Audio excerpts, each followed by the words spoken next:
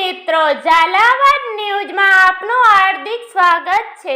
નખત્રાણા તાલુકાના દેસલપર ગુતલી ગામે 200 વર્ષ જૂનો આવેલ રામ મંદિર નવા મંદિરનું નિર્માણ કરવામાં આવ્યો। શ્રી રામ મંદિર પૂર્ણ પ્રાણ પ્રતિષ્ઠા મહોત્સવ નિમિત્તે આ મંદિર બનાવવામાં ખાસ દેસલપર ગુતલી બારુ પરિવારનો સિંહ ફાળો રહ્યો હતો।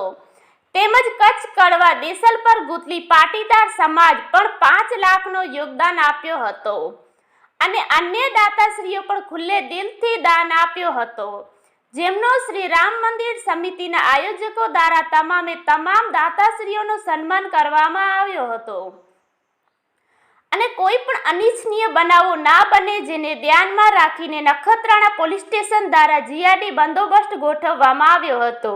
ઝાલાવાડ ન્યૂઝ સાથે રિપોર્ટર રમજાન રાયમા અય્યર, કચ્છ।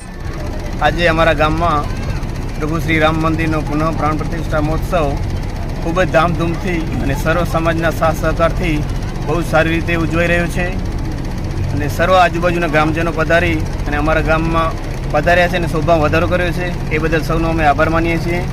ગામમાં રહેતા દરેક નાગરિકોએ અમને સૌ સાથ સહકાર આપ્યો, દાતાશ્રીઓનો તેમજ સર્વે ગ્રામજનોનો અમે ખૂબ આભાર માનીએ। શું કાર્યક્રમ હતા 2 દિવસના? 2 દિવસના કાર્યક્રમમાં અમારે સવારના જલયાત્રા હતી ને સાંજે સંતસભા હતી, રાત્રે ડાયરાનો પ્રોગ્રામ હતો અને બીજા દિવસે બપોરે ભોજનનો મહાપ્રસાદનો કાર્યક્રમ રાખેલો।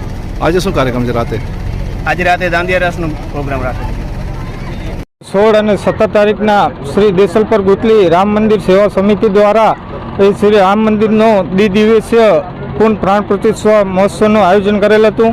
એનામાં 16 તારીખના સવારના જલયાત્રાનું આયોજન હતું, સાંજે સંતસભાનું હતું અને રાત્રે આપણે મહા લોક ડાયરાનું આયોજન હતું અને આજે સવારના આપણે પૂર્ણ પ્રાણ પ્રતિષ્ઠાની જે મૂર્તિ હતી એમની પણ અમે પ્રતિષ્ઠા કરી અને બપોરના મહાઆરતીનો પ્રોગ્રામ રાખેલો હતો અને મહાપ્રસાદનું પણ અમારા દાતાશ્રીઓ તરફથી આયોજન રાખેલ છે અને રાત્રે અમે દાંડિયા રસનું પણ આયોજન રાખેલ છે।